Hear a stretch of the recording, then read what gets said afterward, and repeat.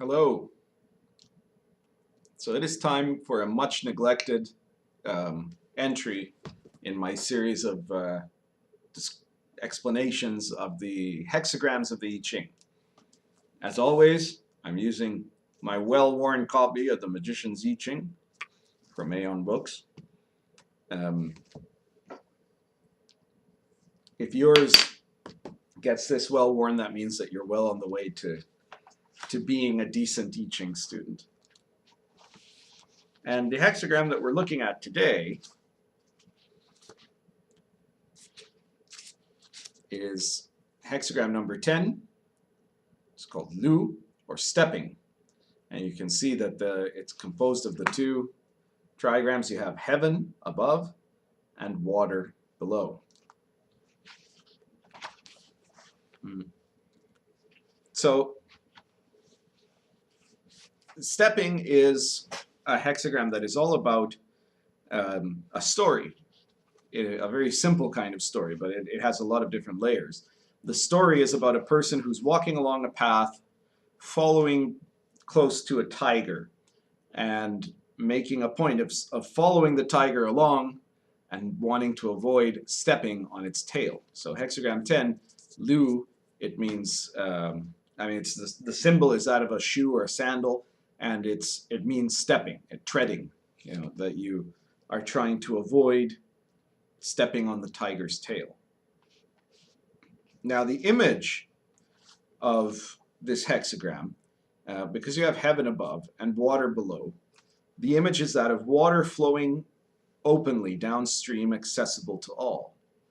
And so that's a whole other image, but it's connected, because here's the central question of this hexagram. When you get this hexagram, it suggests there's a situation that is very tricky, that is perilous, right? You're right next to a tiger, is what it's telling you, symbolically speaking.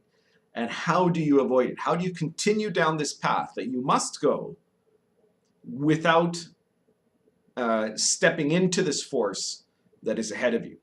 Well, the answer is to flow like water, right? To be in this state of naturalness. And to get to that state of naturalness, you have to have a quality of virtue, which is always a very important part of the teachings of the I Ching.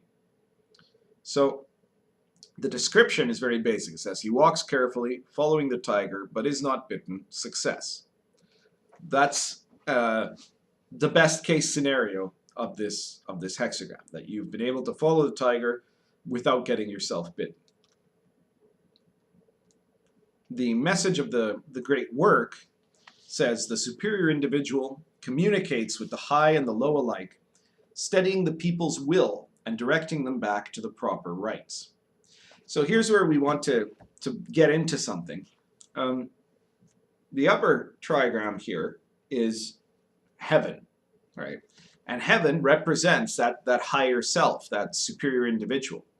So in this case, heaven is that force of the superior individual that is trying to direct into a certain way, but it's going upwards, it's above, right?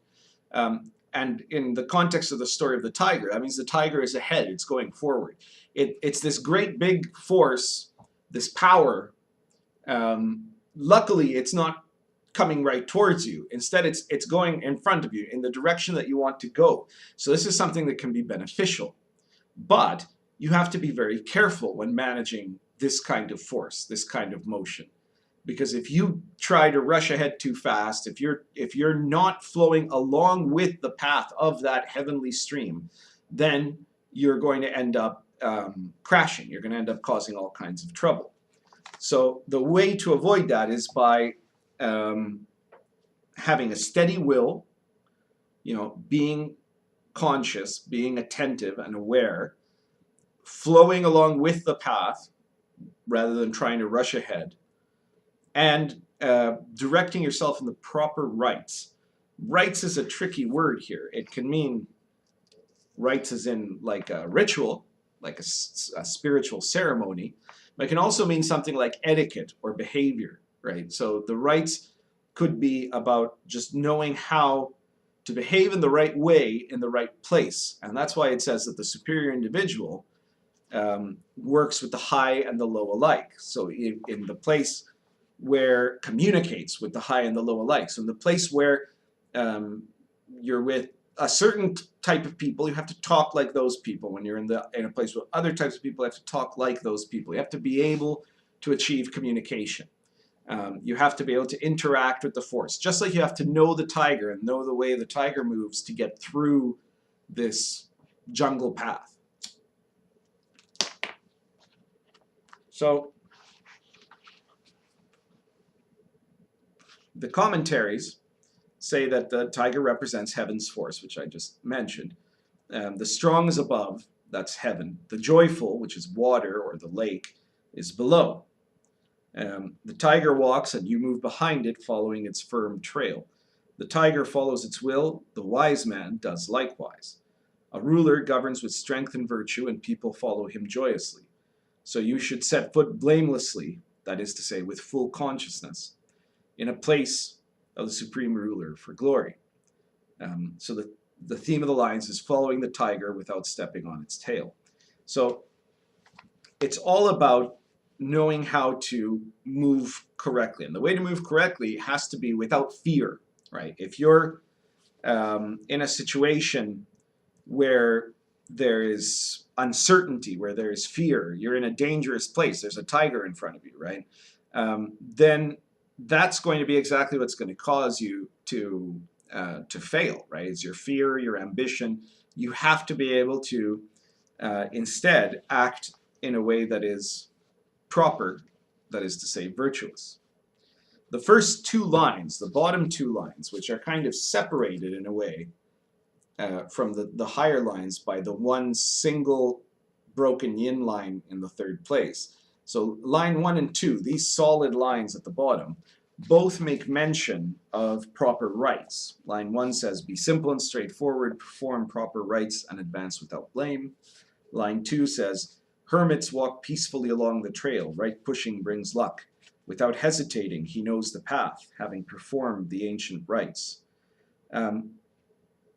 So lines 1 and 2 are both essentially saying that at the beginning, before you get to following that tiger, which is what starts to happen in lines 3 and 4, you have to have a solid foundation. And that foundation is virtue. Virtue in this case means not necessarily, it's not about being a good person or something like that. Though, well, it is a good person, but it's not about like eating your vegetables or something like that. It's not about, following the law. It's about virtue in the sense of having these certain inherent qualities, the most important ones of which are to be united to your environment, balanced inside of yourself, to have a sense of self-discipline, that is to say, to be able to focus your will, and to be aware of what is real and what is not real around you, to be attentive, to be conscious. So those are the virtuous qualities that you have to invoke. They're the qualities symbolized by Yuan Heng Li Zhen, the 4 first words of the I Ching. Line 3 is the only yin line, the only broken line in the hexagram. And it says, a blind man tries to see, a cripple tries to walk, step on a tiger's tail and get bitten. Disaster.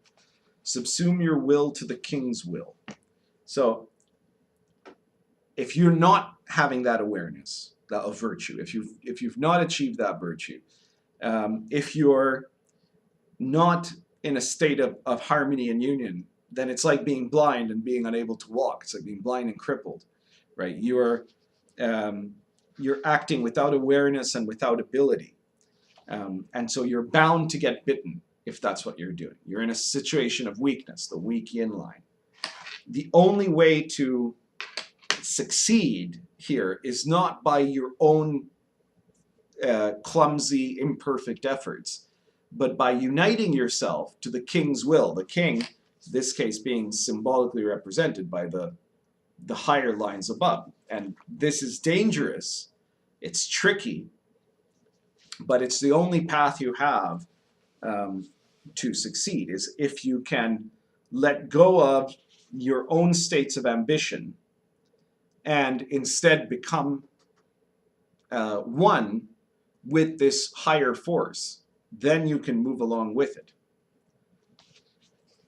Line 4, which is the start of the upper trigram, the start of the heavens trigram, is basically, if you imagine that's the tiger, then the bottom of it, that is the tail of the tiger. And so line 4 says, stepping on a tiger's tail, pause and don't even breathe. Fear, use caution, and the tiger will not bite. Good luck follows. So here is where you must, at your utmost, be in a state of conscious. Avoid the fear, right? Maintain your sense of discipline, your caution. And if you can do that, then you can avoid being overwhelmed. The first thing it says is pause, right? Pause and don't even breathe. Because if you've gotten to that point where you're touching the tiger's tail, you've been trying to move too fast, right? You need to hold back. You need to resist that ambition to climb forward, and lift your foot up, right? And then stay really still and let it continue forward, so then you can follow at a distance. Line 5, which is the central line, the royal line, it says, step softly but with determination. Trouble is nearby, but acting properly will avoid it. So here in line 5, you're already in a state of right action. Usually fifth lines tend to be pretty good lines, and here it's saying you're in a situation now where you are in the middle of that force, of that tiger force. So you are in a situation of consciousness and determination. You can move forward. You can, and as long as you remember to act properly. So now you don't have to make the effort to be able to act properly. You just have to not forget to act properly. It's a different sort of thing. You've gone over the hump, right? You've gotten past the trick of achieving flow, and now you just have to not forget to maintain that flow. And then good luck will follow. So in the 6th line, the last line is usually, you'll remember in a hexagram, when you're at the very top. There's no way to go forward. You may have already gone too far, right? The 6th line here says, watching your steps, remembering, heeding the signs, note the difference between fortune and disaster. Well, what is the difference between fortune and disaster? The difference between fortune and disaster is those qualities of virtue. So this is about learning the lesson. The 6th line is also often called the sage line, the line of someone who's kind of in a state above it all and is now thinking about these deeper things, right?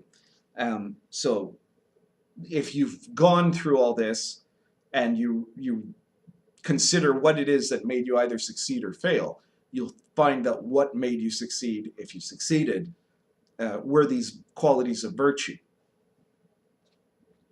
And then it says, know when to stop and when to turn back. You will thus receive a great blessing. So this is all about, the 6th line is about, have you learned the lesson of following the tiger? The question of following the tiger is, it can describe, in a fortune-telling sort of context, a situation where there's a complicated thing happening and you're trying to go along with it, to take advantage, to ride this force for your benefit, but you know that it could go out of your control, right? But in a spiritual and initiatory sense, this hexagram, this question of following the tiger, it's all about, can you learn the technique to be able to apply virtue and to apply your consciousness and to obtain that natural state of flow that is not a product of your own artificial efforts or your little man, right, your inferior person, but rather, can you connect to that superior individual through virtue and then just know how to flow along the jungle following this tiger force to get to where you need to go. So line 6 is asking, have you learned that? Have you learned that lesson? So that's everything for today. Please, if you like the video, feel free to subscribe. Especially check out the other videos in this series in the IFA Society playlist. And if you're interested in more I Ching studies, as well as a whole program of self-cultivation that is based on the mysticism of the I Ching, then you may want to get in touch with me about joining the IFA Society. In the IFA Society, besides these videos, which I do to the public, every time I do one of these, I also present additional information in videos and in text and in other things that deepen the level of understanding for those more serious students. So, thank you very much.